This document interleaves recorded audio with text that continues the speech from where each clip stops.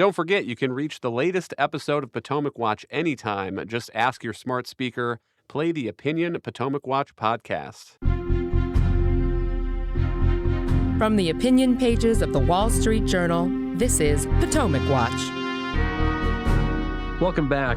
School choice, as we've said before the break, is expanding in red and purple states. And then there's Illinois. Colin, give us a sense of what is going on in Illinois with this Invest in Kids scholarship program. Right, Kyle. So we've just talked about how many states are expanding and improving on their school choice programs, how much demand there is for it, how much parents like it, how much it empowers them, how much it creates accountability for the public schools, all of those things. So Illinois now has the dubious honor of probably being the first state that is going to get rid of its very small school choice program. What Illinois has, this program called Invest in Kids, is a system that basically offers privately funded scholarships to students who can then take them to private schools across the state. Those donations from private individuals are then available to go against, to become an income tax credit. So there is that, which is why all of the state lawmakers get involved with this. But the program has been immensely popular across the state. You have enormous support for it, especially in communities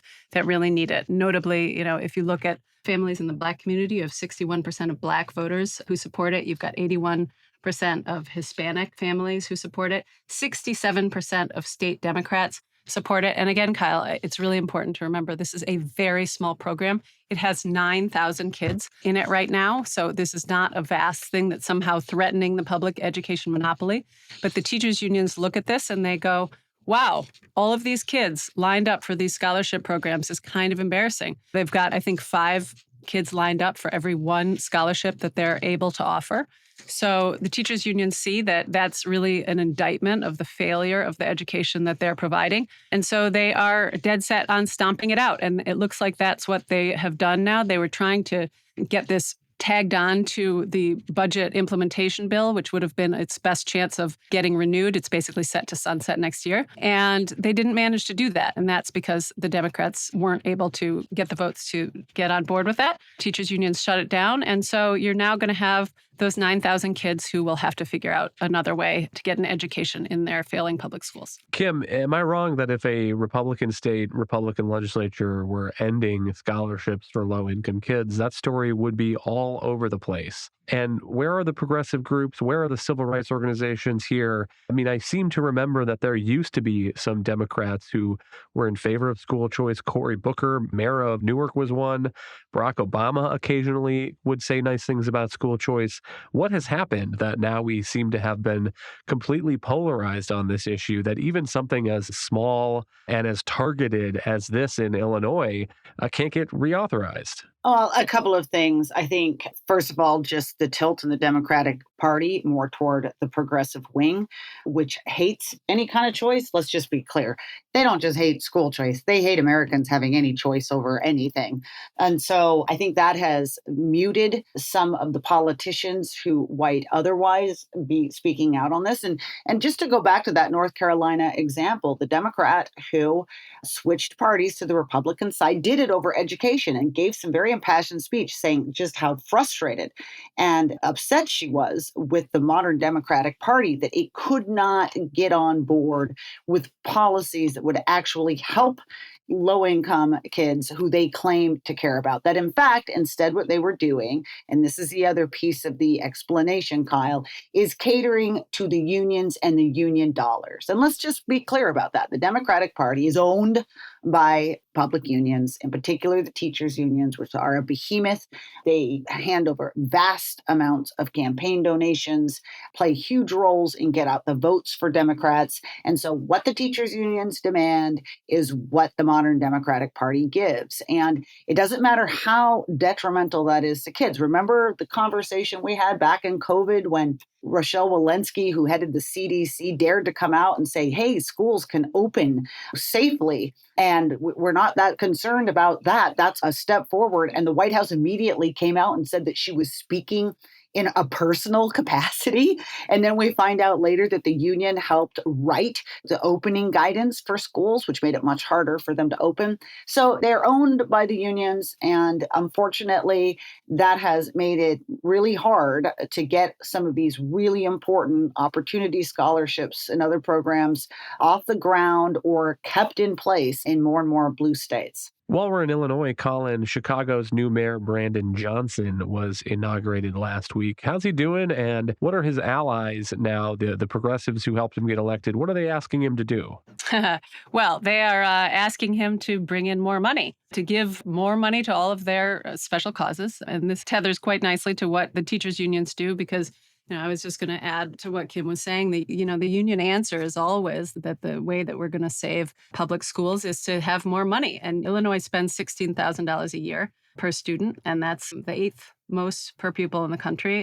When you add it all up, it's the most in the Midwest, and their outcomes are absolutely dreadful. I mean, we've got only about a third of Illinois students are proficient in reading or math last year. That's atrocious for the amount of money we spend. And in terms of what Brandon Johnson did, we know that Brandon Johnson is obviously a major ally of the Chicago Teachers Union. This report by his allies said specifically that we need $12 billion more in tax revenue and savings in order to make Chicago really safe by addressing issues that underlie crime and poverty. And that he should do that by trying to collect more money from the wealthy and from the corporations so that they'll pay what they owe. And that can include things like putting a head tax on businesses. The report said we could raise the real estate transfer tax on sales over $1 million. They're even targeting landlords with luxury apartments. And if those apartments stand vacant, they think the landlords should pay a fee to encourage the landlords to lower their rents. I mean, if there's anything more preposterous, if it's not an enormous burden to be carrying an empty apartment month after month for thousands of dollars, the city should also put a fee, and that might finally encourage the landlords to price things correctly. It's just preposterous. Bits of savings that they think we could get out of the government obviously come from trying to narrow down the money that goes to the policing and surveillance. It's also a big target of the report. And Kim, maybe not all of this will get through or get done, but even the fact that it is floating around there, I think, is a warning to businesses that either are in Chicago and thinking about leaving or businesses that are looking for places to go. And it goes back to a question that we talked about a couple of days ago on the topic of these new census figures that show big American cities losing population.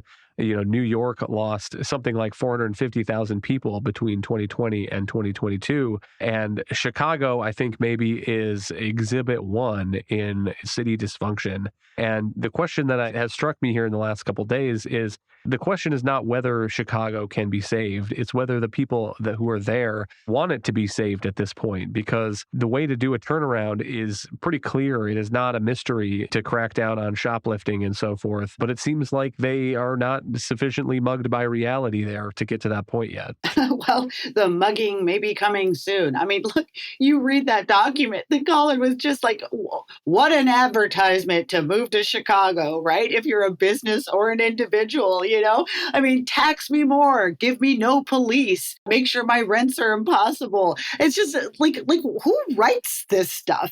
And this is a city that had lost 81,000 people over the period from mid-2020 to mid-2022.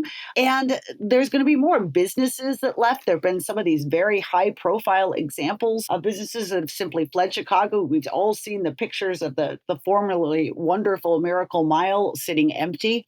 Nobody wants to be there. And if this is the blueprint for how you get it back, just write off Chicago. And I'm sorry, Colin, I know it's your home, but, what are you going to do? And so I think you're right, Kyle. Unfortunately, sometimes things have to get a lot worse before they can get better. We've seen this in some other cities that only when they hit rock bottom was the voting public moved to elect people that will make things better. And unfortunately, in my view, Chicago made the wrong choice in the last election. They did have an opportunity to elect somebody that probably would have made some progress, but they pulled the lever for someone else, and now we can see their plans. Thank you, Kim and Colin. Thank you all for listening. You can email us at pwpodcast@wsj.com. If you like the show, please hit that subscribe button, and we'll be back tomorrow with another edition of Potomac Watch.